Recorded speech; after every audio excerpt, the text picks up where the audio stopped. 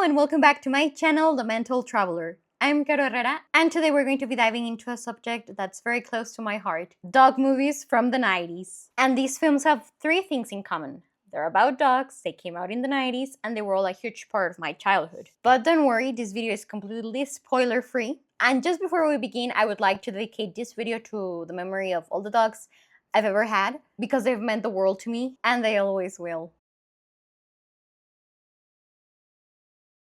If there's one thing you should know about me beyond my love of books, movies, history, it's that I love dogs. Honestly, I love animals in general, but dogs, they're on a whole different level. They've always have been. I grew up surrounded by them. My first dog when I was born was this brown cocker spaniel named Fob. And ever since I can remember, I've been obsessed with them. I mean, I'm talking dog plushies everywhere, going to the school library and just checking out books because I wanted to look at the photos of dogs in their pages. And ever since I was a child, I've always felt the need to pet a dog, if I see one. And I mean, at one point we had 6 dogs at home. We had another cocker spaniel named Kiara, and she had children, well, puppies, and we kept some of them. Kyla, Fiona, Fob 2. I mean, for a while, our house was full of movement, little paws, unconditional love, and it was the best. We also had a schnauzer called Molly for a short period of time, and my sister, she got married when I was really young, so she's always had dogs, so her dogs have always been very special to me as well. She had a beagle. She had a golden retriever that was so special to her, who passed away almost 2 years ago, and currently she has an Aussie Australian Shepherd and a Bernese mountain dog. But in my childhood, that dog that has been the closest to my heart was Fifi. She was this female dog that I rescued from outside a 7-Eleven. Even when I was a kid, I could tell that she was so grateful to me for being rescued, and she just loved me in a different way than my other pampered born at home dogs did. And the way she looked at me, I mean, it was a bond I'll never forget. But yeah, later on, we didn't have dogs anymore, and that period in my life was really hard. I don't really want to go into detail about it, but losing all of my dogs in a very short period of time was really tough for me. So for years I was traumatized, and I didn't want to think about dogs or anything like that. But in 2020, something changed. I mean, the pandemic happened, and out of nowhere, my family opened their hearts to a dog again, and we brought home Lara. And then a few months later, we got Nana. And of course, she was initially a foster case, but we were foster fails, as you can see. Many years later, here she is. And now Lara lives at home with my mom, and my husband and I have Nana. She's her little fur baby. So yeah, I'm really glad that I found again that part of my life, my passion for dogs. And I mean, dogs are dogs aren't just something I love. They've been a really big part of my life, and I thought it was high time I talked about it in this channel that I've had for 10 years. So yeah, I think all of this is just to explain why these movies meant so much to me growing up.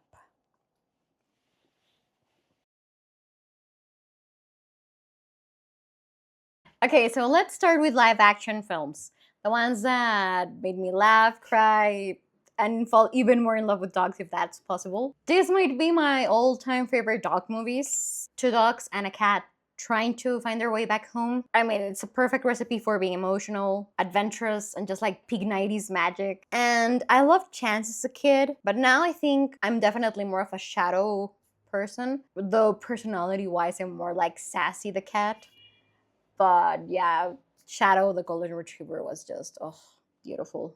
A dog that plays basketball, and somehow it works perfectly. And as I said, my family has always had a soft spot for golden retrievers, so this one was very easy to love. This one is quieter, more emotionally driven, and it's about a boy and an abused beagle who rescues and befriends. It's beautiful, but I'll be honest, even now, I struggle with some scenes of a little bit of slight animal cruelty. This is pure chaos. A massive Saint Bernard dog destroying everything and still being the hero. These are just fun, good feel movies. Okay, so I didn't grow up with this series, but I did watch this as an adult, and I love it. And I mean, a dog imagining himself as the characters from classic literature. That's such a perfect concept. This one hits hard and a little bit too close to home because both my husband and I lost our fathers when we were kids. But yeah, it's about a man reincarnating as a dog, and he reconnects with his human family that way, with his wife and kid. It's meaningful but deeply emotional for us. With Glenn Close as Cruella de Vil, absolute icon. And I actually watched the sequel more when I was a kid, but that's not from the 90s. And the original one is the classic. Okay, so this one is about a tiny golden retriever pup lost in the wilds of Australia. And it's basically a survival, but making it adorable. This is like a coming of age story. It's simple, sweet, and quietly emotional. Look Who's Talking 3.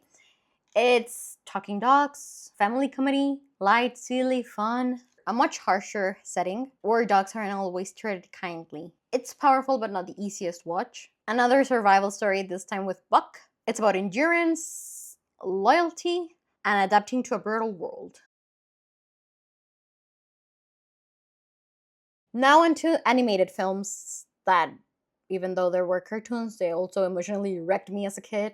This movie is heartbreaking and I love it anyway. It's about this dog that goes to heaven and he comes back because he doesn't want to go there. He wants to have revenge. But then he meets this little girl and the little girl teaches him love, and it's really emotional. This is weird, funny, very 90s. It's about a dog who's like the animal version of Rodney Dangerfield, this comedian, and he's a city dog from Vegas, and he goes to live in a farm against his will, and it's really cool. This is based on a true story, although it's not that historically accurate. Now that I'm a grown-up, I've researched the subject a bit, but it's one of the most like inspiring films, and it shows just like how much dogs will do for us and how they've helped humanity over and over again, and it's amazing.